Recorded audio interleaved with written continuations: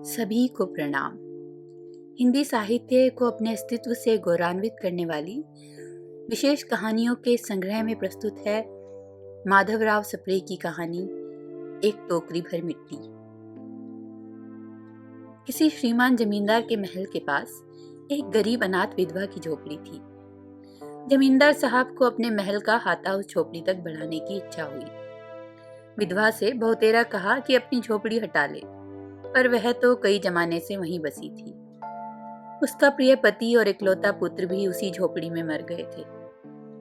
बहू भी एक 5 बरस की कन्या को छोड़कर चल बसी थी। अब यही उसकी पोती इस वृद्ध काल में एकमात्र आधार थी। जब कभी उसे अपनी पूर्व स्थिति की याद आ जाती तो मारे दुख के फूट फूट कर रोने लगती थी।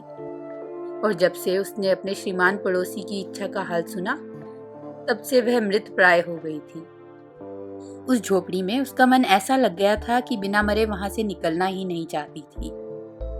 श्रीमान के सब प्रयत्न निष्फल हुए। तब वे अपनी जमींदारी चाल चलने लगे। बाल की खाल निकालने वाले वकीलों की थैली गरम कर उन्होंने अदालत से झोपड़ी पर अपना कब्जा कर लिया और विधवा को वहां से निकाल दिया। बेचारी अनाथ तो थी ही, पास पड़ोस में कहीं जाकर रहने लगी। एक दिन श्रीमान उस झोपड़ी के आसपास टहल रहे थे और लोगों को काम बतला रहे थे कि इतने में वह विधवा हाथ में एक टोकरी लेकर वहां पहुंची। श्रीमान ने उसको देखते ही अपने नौकरों से कहा कि उसे यहाँ से हटा दो, पर वह गिड़गिड़ाकर बोली कि महाराज, अब तो यह झोपड़ी तुम्हारी ही हो गई है, मैं उसे लेने नहीं आई हूँ। महाराज क्षमा करे, तो एक विनती करूं? जमींदार साहब के सिर हिलाने पर उसने कहा, जब से यह झोपड़ी छूटी है तब से मेरे पोती ने खाना पीना छोड़ दिया है। मैंने बहुत कुछ समझाया, पर वह एक नहीं मानती। यही कहा करती है कि अपने घर चल, वहां रोटी खाऊंगी। अब मैंने यह सोचा है कि इस झोपड़ी में एक टोकरी भर मिट्टी लेकर उसी का चूल्हा बनाकर रोटी पकाऊंगी। इससे भरोसा है कि वह रोटी खाने लगेगी। महाराज कृपा करके आज्ञा दीजिए तो इस टोकरी में मिट्टी ले आऊं। श्रीमान ने आज्ञा दे दी। विधवा झोपड़ी के भीतर गई। वहां जाते ही उसे अपनी पुरानी बातों का स्मरण हुआ और उसकी आंखों से आंसू की धारा बहने लगी। अपने आंतरिक दुख को किसी तरह संभालकर उसने अपनी टोकरी मिट्टी से भर ली और हाथ से उठाकर बाहर ले गई।